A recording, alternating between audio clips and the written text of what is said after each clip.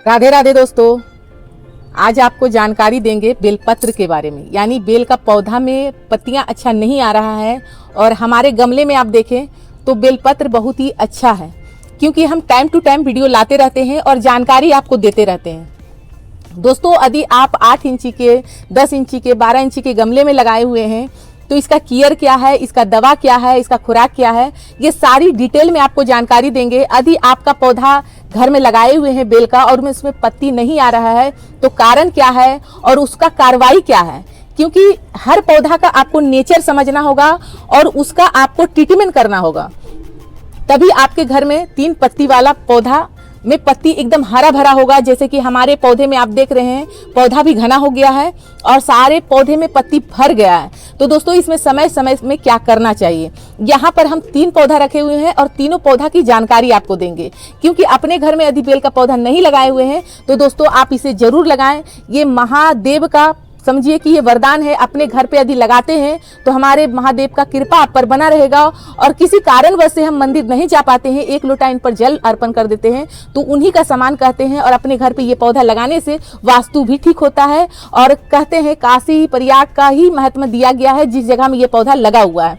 तो दोस्तों, आप इस पौधा को आसानी से लगा सकते हैं। लगाने का विधि क्या है, यदि आपको नहीं है आपके घर में तो ये गर्मी में बीज से पौधा आप लगा लें। इसका कोई भी ज़्यादा ये नहीं है, कोई भी 2-4 बीज आप छींट देते हैं किसी भी gमले में तो बहुत ही अच्छा ये पौधा तैयार हो जाता है। तो बात करते हैं कि यदि आप पौधा लगाए हुए हैं और आपका पौधा घना नहीं हो रहा है, उसमें अच्छी पत्ती नहीं आ रही है और पुराना पत्ती गिर नहीं रही है, तो दोस्तों यही एक बेल का पौधा है कि अपने से ये पत्तियां सारा गिरता नहीं है। जो पत्ती खराब है उसे हाथ से निकालना पड़ता है। और पौधा को बूसी करने के लिए, जैसे कि यहाँ पर ये स्टेम है तो अभी हम इसे जाने देंगे और कुछ समय के बाद हम यहाँ से इस पौधा को कटाई कर देंगे। तो यहाँ क्या होगा, ग्रोथ जो है रुक जाएगा और ये नीचे से फिर से 2-4 डंडी या 2-4 कली अपना ये निकाल लेगा। तो इस मेथड से, इस कार्रवाई से आप पौधा को बूसी कर सकते हैं और घना कर सकते हैं। गमला भी सुंदर लगेगा और पत्ती भी बहुत ही सुंदर सुंदर इसमें आएगा। दोस्तों, यही जो ये आप देख रहे हैं ये पत्ती, इससे पहले भी हम वीडियो बनाए थे और आपको दिखाए थे। ये सारे पत्ती को हम हटा दिए थे, कहीं कहीं हम कटाई भी कर दिए थे। तो अब आपको लग रहा होगा कि ये पौधा बहुत ही सुंदर लग रहा है। तो दोस्तों, पहला काम यही करना है। दवा हम आपको बताएंगे कि यदि हम 8 इंची के गमले में लगाए हुए हैं तो इसमें हम क्या दें, कौन सा खुराक दें। ऐसे तो हम अपने पौधे में, जैसे कि ये गुड़हल है तो गुड़हल है या कोई भी पौधा हम लगाए हुए हैं तो वो सब में हम हर तरह का लिक्विड दे सकते हैं। पर यही जो एक पौधा है, तुलसी ले लीजिए, केला ले लीजिए, बेल ले लीजिए, इसमें हर तरह का लिक्विड आप नहीं डाल सकते हैं। आपको बताएंगे कि कौन सा लिक्विड आप इसमें डाल सकते हैं, पर ये मेथड आपको करना जरूरी है। जैसे कि आप देख रहे हैं, ये दूसरा नंबर से हम पौधा आपको दिखा रहे हैं। यहाँ भी हम सारी पत्ती को हटा दिए हैं और इसमें भी देख सकते हैं किस तरह से कोमल कोमल पत्ती हमारा आना स्टार्ट हो गया है। अब कुछ दिन के बाद बिल्कुल इसी तरह हमारा पौधा हरा भरा हो जाएगा। एक यहाँ देखें, जिसे भी हम बीज द्वारा से लगाए थे और केरी बैग में लगाए थे। तो दोस्तों, हुआ था क्या, इसका जड़ जो है बहुत ही घना हो गया था तो जड़ का कटाई कर दिए थे और एकदम डंडा सा रख दिए थे, एकदम डंडी रख दिए थे इसका।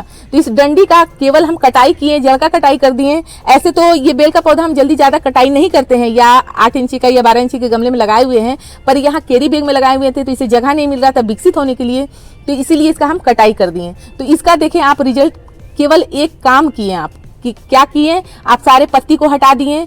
जड़ यदि आपको लग रहा है कि नीचे से रूट बॉल हो रहा है तो जड़ का कटाई कर दिए और मिट्टी अच्छा से खाद मिट्टी डाल के फिर से मिट्टी आप डाल दिए। तो मात्र इतना करने से आपका पौधा बूसी हो जाएगा, बिल्कुल इस लुक में आ जाएगा आपका पौधा। ये आप समझ चुके हैं।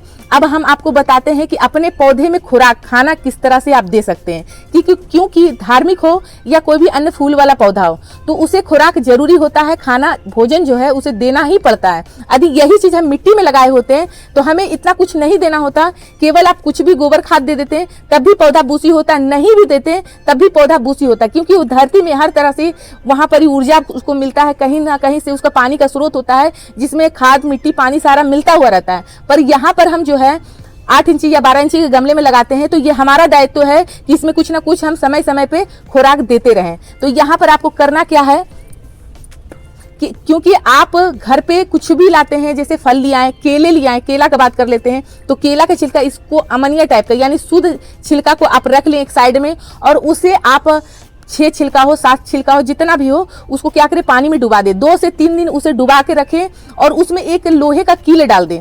डालने के बाद आप उसका पानी आप मिलाकर, यानी कि जितना पानी में आप मिलाए हुए हैं, मान लीजिए 1 लीटर में मिलाए हुए हैं तो 2 लीटर पानी मिलाकर इस तरह का पौधा में आप दे सकते हैं। 1 गिलास 2 गिलास जितना इसमें क्षमता हो गमला में जाने के लिए उतना आप उसमें दें।